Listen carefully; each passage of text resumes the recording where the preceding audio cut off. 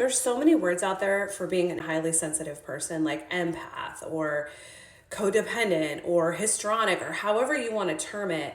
But I have always been a highly sensitive person.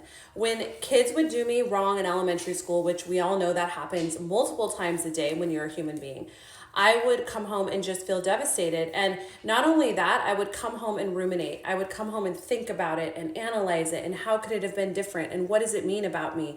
So I would compound my suffering just by my thought patterns and anxiety around it alone. If people would give me a side glance or their face would show some sort of disapproval for me, I would have anxiety and I would go about trying to fix the situation, trying to fix them. And there's so much research on this now. Like, I was the oldest girl. I grew up in a chaotic household with histrionic caregivers. And so I always felt like I was managing their emotions and trying to maintain peace. I've been called a peacemaker. I've been told by spiritual leaders that I'm a peacemaker and that's my role in this life. Like, there are so many labels for it.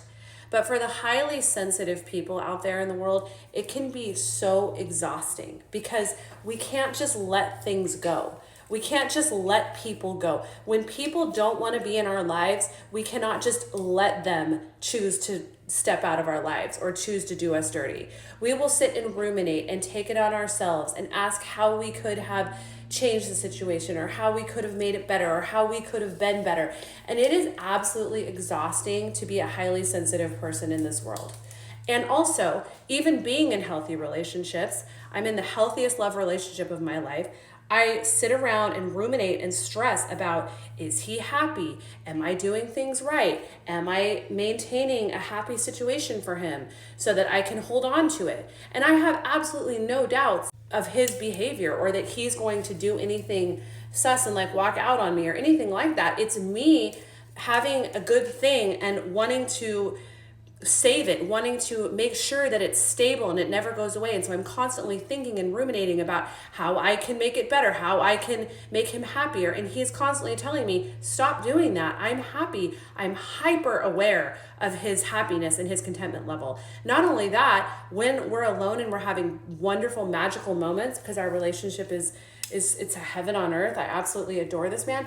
I will sit and ruminate about my kids, about my friends, about my kids' day at school, about my parents. And it's like I'm ruminating about everybody. So even if I'm in the most heavenly place ever, the most serene, heaven on earth situation, I will make it hell by absolutely ruminating all the time and to make sure that everybody's okay, to make sure that everybody's happy. And it's exhausting. And being in a good situation, now that I have to counteract bad situations in my past where I actually had a reason to stress, now I have absolutely no reason to stress. It doesn't mean I don't have bad things in my life. I've had hard things happen. Friends have betrayed me or gone, or I have toxicity with people. I mean, I'm still human. I live on planet Earth, but the main construct of my life is extremely happy and peaceful.